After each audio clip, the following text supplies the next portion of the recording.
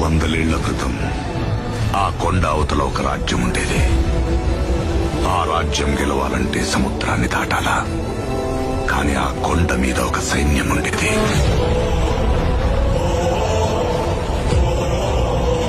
దేశం జల్లెడపట్టి రాజు తెచ్చుకున్న సైన్యం.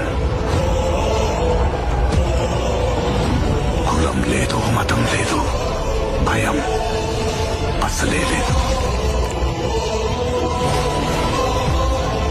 వాళ్ళ దైవం ఆయుధం,